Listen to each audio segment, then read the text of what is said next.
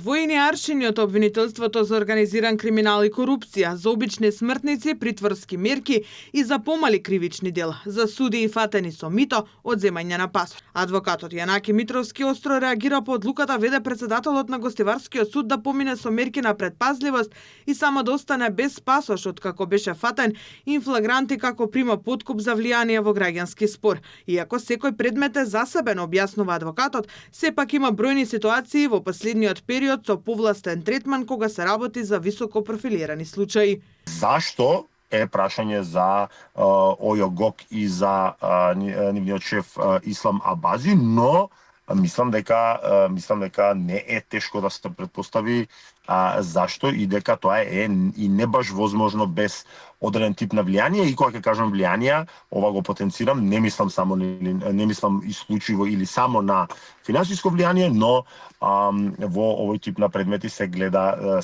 сосема поинаков аршин од оние редовни предмети кои што ги работат.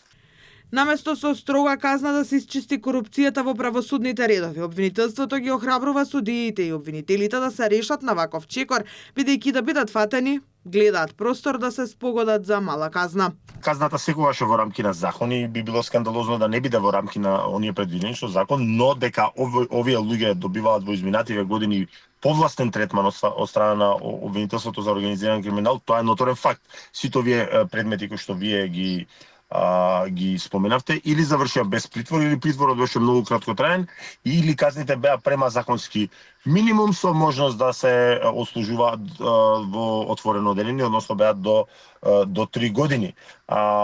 Така да мислам дека е евидентно дека ОЈО-ГОК постапува повластено наспрема овој тип на лица и можеби и тоа е и коренот на проблемот. Судскиот совет времено го оддалечи од вршењето на судиската функција веде председателот на Гостиварскиот суд Елеса Али, кој е осомничен за примање на мито од 8.000 евра. Тој заедно со судски администратор се гонат дека се обиделе да интервенираат кај судии во граѓански спор. Двајцата добија мерки на предпазливост. Во 2024 година врховниот судија Наке Георгиев беше фатен како прима мито од 10.000 евра и беше осуден на казна затвор од 3 години, но тој за 2 месеци излегува на слобода по одлука на апелација. Во меѓувреме кривичен го прифати обвинителниот акт за апелацијскиот судија Ѓоко Ристов, кој се гони за противправно стекнување и прикривање на имот, како и перење пари откако во куќа на неговите родители беа пронајдени созидани 350.000 евра.